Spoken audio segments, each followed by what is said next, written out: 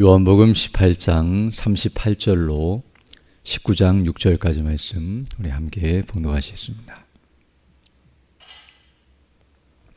빌라도가 이르되 진리가 무엇이냐 하더라. 이 말을 하고 다시 유대인들에게 나가서 이르되 나는 그에게서 아무 죄도 찾지 못하였노라. 유월절이면 내가 너희에게 한 사람을 놓아주는 전례가 있으니 그러면 너희는 내가 유대인의 왕을 너희에게 놓아주기를 원하느냐 하니 그들이 또 소리질러 이르되 이 사람이 아니라 바라바라 하니 바라바는 강도였더라. 이에 빌라도가 예수를 데려다가 채찍질하더라. 군인들이 가시나무로 관을 엮어 그의 머리에 씌우고 자색 옷을 입히고 앞에 가서 이르되 유대인의 왕이여 평안할지어다 하며 손으로 때리더라. 빌라도가 다시 밖에 나가 말하되 보라 이 사람을 데리고 너희에게 나아오나니 이는 내가 그에게서 아무 죄도 찾지 못한 것을 너희로 알게 하려 함이로라 하더라. 이에 예수께서 가시관을 쓰고 자색 옷을 입고 나오시니 빌라도가 그들에게 말하되 보라 이 사람이로다 하매 대제사장들과 아랫사람들이 예수를 보고 소리질러 이르되 십자가에 못 박으소서 십자가에 못 박으소서 하는지라. 빌라도가 이르되 너희가 친히 데려다가 십자가에 못 박으라. 나는 그에게서 죄를 찾지 못하였노라. 아멘. 오늘 우리가 읽은 이 본 말씀은 이제 빌라도가 예수님께 죄가 없음을 알고서 놓아주려고 애를 쓰고 있는 모습을 우리에게 보여주고 있습니다. 먼저 오늘 본문 38절을 보게 되면 빌라도가 이르되 진리가 무엇이냐 하더라 라고 물은 다음에 이 말을 하고 다시 유대인들에게 나가서 이르되 나는 그에게서 아무 죄도 찾지 못하였노라 라고 말하고 있음을 보게 됩니다. 앞에서 빌라도가 이제 예수님을 신문하는 과정 속에서 내가 유대인의 왕이냐라고 물은 바가 있었고, 그리고 예수님께서는 유대인의 왕, 곧 그 의미가 메시아, 그리스도라는 의미도 있고 세상적인 의미로서 세상의 왕이라는 의미도 있겠지만, 그러나 예수님께서는 내가 내 나라는 이 세상에 속한 것이 아니라고 말씀하시고, 그럴지라도 예수님은 왕이시라는 사실을 언급하시고 바로 진리를 아는 자, 곧 복음을 믿고 구원을 받은 자들의 왕이시라는 사실을 예수님께서 말씀해 주신 바 있습니다. 어떤 의미에서 빌라도는 예수님의 이 말씀을 다 이해하지 못했지만 궁극적으로 그가 안 것은 예수님은 어떤 의미에서 유대인들이 말하는 것처럼 밀란을 일으키거나 또 세상적으로 왕이 되어서 로마를 무너뜨리고 그리고 유대인들을 위하는 그런 왕이 아니라는 사실을 분명히 알고서 어떤 의미에서 로마나 또 유대인들에게 해를 끼친 것이 아니라는 사실을 분명히 알고 오늘 본문에서 내가 이 사람에게서 아무 죄도 찾지 못하였다라고 분명하게 말하고 있음을 보게 됩니다. 어떤 의미에서 예수님께서 이와 같이 죄가 없다는 사실, 이것은 유대인들도 알고 있는 사실이었지만 이제 빌라도를 통해서 더 분명하게 그리고 공식적으로 실제적으로 확실하게 드러내주고 있음을 알 수 있습니다. 우리는 이 사실을 통해서 먼저 예수님께서 죄가 없으시지만 바로 하나님의 나라를 위하여 또 그 하나님의 뜻을 이루기 위하여 바로 우리를 구원하시기 위하여 이와 같이 고난을 당하시고 죽으시는 대로 나아가시고 있다는 사실을 다시 한번 확인할 수 있습니다. 이미 앞에서도 여러 시간에 걸쳐 살펴본 것처럼 예수님의 죄가 있어서 이와 같이 붙잡히시고 죽으시는 것이 아니라 죄가 없으심에도 불구하고 하나님의 거룩하신 뜻을 이루시기 위하여 이 모든 일을 행하고 있다는 사실과 그 하나님의 뜻에 온전히 순종하시며 나아가고 있다는 사실을 우리에게 분명하게 가르쳐주고 있습니다. 사실 로마 총독이었던 빌라도가 이렇게 예수님께 죄가 없다라는 사실을 말하는 것은 결코 쉬운 일이 아니라는 것을 알게 되는데요. 왜냐하면 예수님께 죄가 없다고 말하는 것은 다른 말로 말하면 예수님께 죄가 있다고 고소하고 이렇게 붙잡아온 유대인들에게 그들이 잘못했다는 것을 인정하게 만드는 것이기 때문입니다. 어떤 면에서 이렇게 예수님께 죄가 없다라고 판결을 내리게 되면 유대인들의 심기를 불편하게 만들고 또 그들과 적대 관계를 만들 수밖에 없는 위험이 있기 때문에, 즉 예수님의 편을 드는 것보다는 그들의 편을 들어주셔서 예수님께 죄가 있다라고 말하거나 또는 죄를 뒤집어 씌워서 죽이는 것이 오히려 더 유익하고 그에게 정치적으로 유리한 면이 있다는 것을 알 수 있습니다. 그럼에도 불구하고 이렇게 사람들 앞에서, 유대인들 앞에서 예수님께 죄가 없다라고 말하는 것, 이것은 정말로 예수님께 어떠한 죄도 찾을 수 없다는 사실을 더 분명하게 드러낼 뿐만 아니라 바로 예수님을 죄 있다라고 말하면서 이렇게 죽이려 하는 그 유대인들의 잘못이 얼마나 더 크고 악한지를 더 분명하게 드러내주고 있습니다. 특별히 우리가 알아야 할 것은 이 본디오 빌라도가 선하고 또 의롭고 공정하고 바른 사람이 아니라 뒤에 보게 되면 또 오늘 본문에 나타나고 있는데요. 여전히 악하고 잘못된 일들을 하는 그런 지도자였지만 그럼에도 불구하고 그가 죄가 없다라고 말하는 것은 이와 같이 예수님께 전혀 불의함이나 악함이 없었다는 사실을 더 분명하게 드러내 줍니다. 특별히 이제 죄가 없다는 사실을 말한 후에 이제 예수님을 놓아주기 위해서 빌라도가 애를 쓰고 있는 모습이 이후에 나오고 있는데요. 39절부터 보게 되면 유월절이면 내가 너희에게 한 사람을 놓아주는 전례가 있으니 그러면 너희는 내가 유대인의 왕을 너희에게 놓아주기를 원하느냐라고 묻고 있습니다. 즉 유대 명절을 맞이하게 되면 죄수 한 명을 놓아주는 전례가 있었는데요. 바로 이제 그것을 따라서 빌라도는 예수님을 놓아주려고 이와 같이 말하고 있음을 보게 됩니다.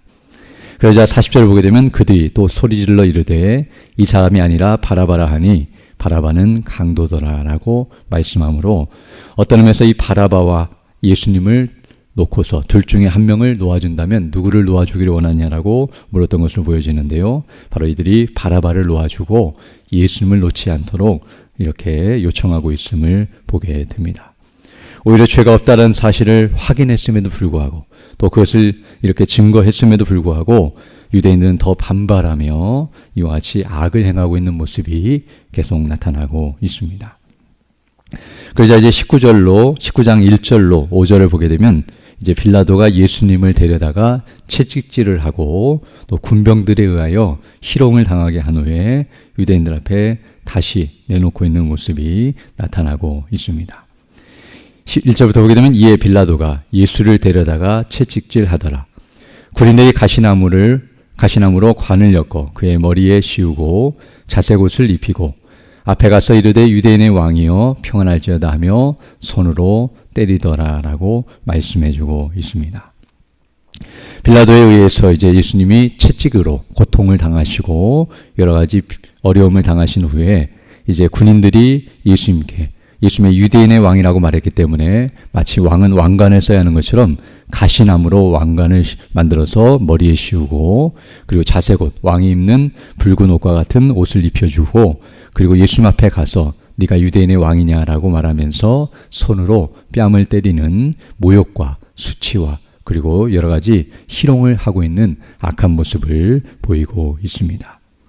이처럼 예수님을 고통케 하고 어떤 면에서는 마치 고문을 하듯이 이렇게 예수님을 괴롭히고 힘들게 한 후에 이제 오늘 본문 4절을 보게 되면 빌라도가 다시 밖에 나가서 말하되 보라 이 사람을 데리고 너희에게 나오니 이는 내가 그에게서 아무 죄도 찾지 못한 것을 너희로 알게 하려 함이로라 하더라. 그리고 5절 보게 되면 이 예수께서 가시관을 쓰고 자색옷을 입고 나오시니 빌라도가 그들에게 말하되 보라 이 사람이다 라고 말씀하고 있습니다.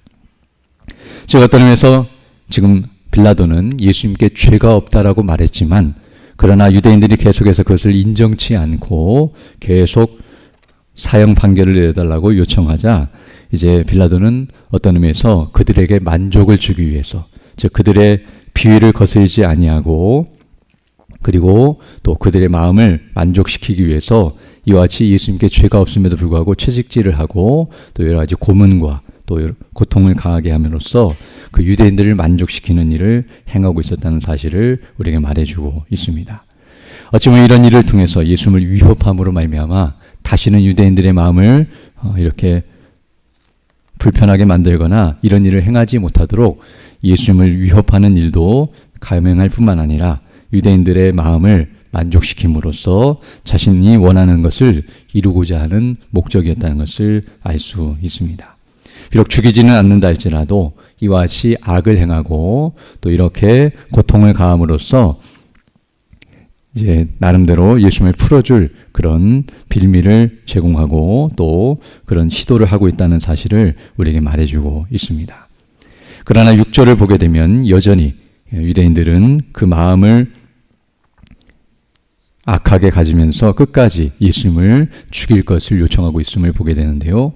대제사장들과 아랫사람들이 예수를 보고 소리질러 이르되 십자가에 못 박으소서 십자가에 못 박으소서 하는지라. 빌라도가 이르되 너희가 친히 데려다가 십자가에 못 박으라. 나는 그에게서 죄를 찾지 못하였노라 라고 말씀함으로써 계속해서 죄가 없다라고 말을 하고 있지만 유대인들은 계속해서 예수님을 죽일 것을 요청하고 있음을 우리에게 말해주고 있습니다.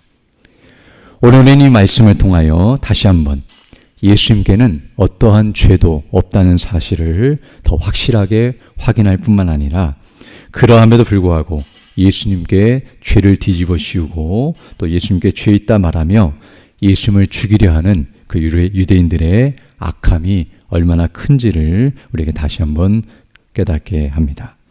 그러나 오늘 본문은 그 유대인들의 죄뿐만 아니라 오늘 본문에서 말하는 것처럼 이 본디오 빌라도에게도 죄가 있다는 사실을 다시 한번 우리에게 가르쳐주고 있는데요. 어찌 보면 예수님을 놓아주려 애를 쓰고 있고 나름대로 죄가 없다라고 그렇게 말을 하면서 의를 행하려고 노력하는 것처럼 보인다 할지라도 여전히 그도 죄를 범하고 있고 악을 행하고 있으며 죄 가운데서 떠나지 않고 있는 모습을 우리에게 보여주고 있습니다. 죄가 없다고 한다면 무죄 판결을 내리고 바로 석방시켜야 함에도 불구하고 여전히 유대인들을 의식하고 또 그들의 비위를 건들지 않기 위해서 이와 같이 조건을 제시하거나 또 채찍질하거나 괴롭히고 고통케 하는 그런 악을 행하고 있고 계속해서 죄가 없다고 말하면서도 놓지 않고 있는 그런 악한 모습을 보여주고 있습니다. 즉 빌라도는 여전히 예수님의 죄가 없다고 말하면서도 죄인 취급하고 있고 죄수처럼 다루고 있고 그리고 죄에 대한 형벌을 내리는 것처럼 그와 같이 행하고 있는 모습이 바로 계속해서 악을 행하고 있는 모습이라는 것을 알 수 있습니다. 이것을 통해 우리는 어떤 의미에서는 죄를 적극적으로 범하는 유대인들과 같은 그런 자리에 있는 그런 자들도 악을 행하는 자들이지만 죄에 대해서 적극적으로 대항하지 않는 이런 빌라도와 같은 모습을 보인다 할지라도 이것도 악을 행하는 죄 가운데 있는 인생이라는 것을 우리에게 보여줍니다. 죄를 실제적으로 그리고 적극적으로 짓지 않는다 할지라도 죄를 방조하거나 용인하거나 단호하게 그것에 대처하지 않고 있는 그런 모습, 즉 죄를 적극적으로 짓지 않는다 할지라도 소극적으로 죄를 짓는 모습까지도 다 죄의 모습이라는 사실을 우리에게 보여주고 있으며 바로 그것은 의를 알고 죄가 무엇인지를 알면서도 여전히 죄를 범하는 그런 악인의 모습을 우리에게 분명하게 보여줍니다. 이 모습을 통해서 어떤 의미에서 인생은 죄가 무엇인지 의가 무엇인지 알고 있어도 그리고 하나님께서 그것을 알려주신다 할지라도 의를 행할 능력이 없으며 죄를 범치 않을 능력이 전혀 없는 부패한 죄인들이라는 사실을 다시 한번 깨닫게 합니다. 어떤 면에서 예수님께는 오늘 본문에서 말한 것처럼 죄를 찾을 수 없는 분이셨지만 우리에게서는 의를 찾을 수 없는 자들이라는 것을 다시 한번 깨닫게 되며 우리는 죄밖에는 없고 하나님 앞에 멸망을 받을 수밖에 없는 그런 인생들이라는 사실을 우리에게 분명하게 가르쳐주고 있습니다.